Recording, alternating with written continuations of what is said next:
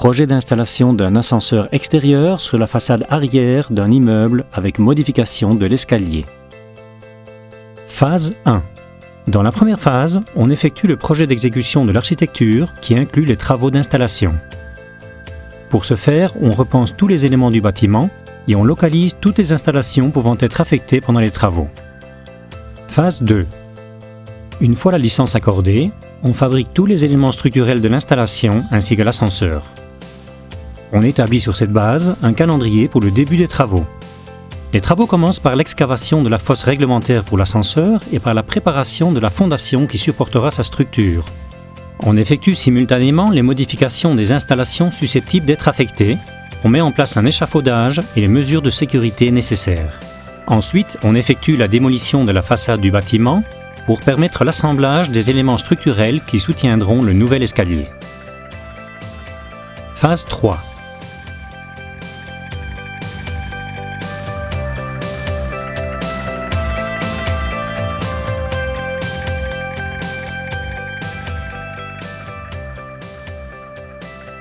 La troisième phase commence par l'assemblage de la structure de la tour d'ascenseur et des plateformes de support pour la zone d'atterrissage.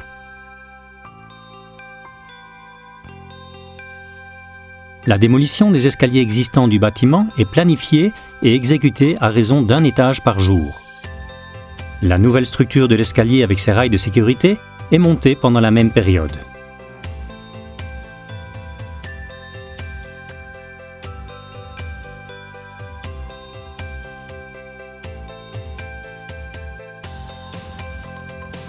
Cette phase de démolition se déroule de 9 à 18 heures sans que les voisins ne doivent quitter leur domicile.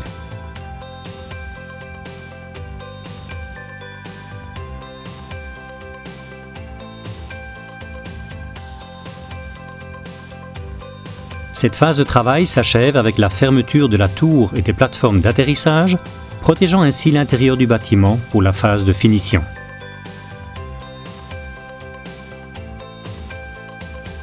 Phase 4. Dans la quatrième phase, on commence les travaux de maçonnerie de manière à poser le revêtement de sol et la partie esthétique de l'escalier, faux plafond, installation, etc., sans interférer avec le reste des travaux.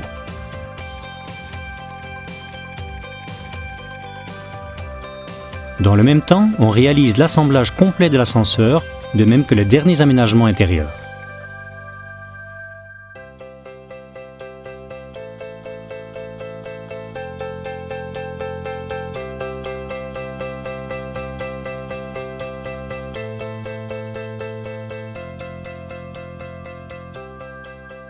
Dans cette phase, on réalise également les travaux nécessaires afin d'assurer l'accessibilité totale du bâtiment.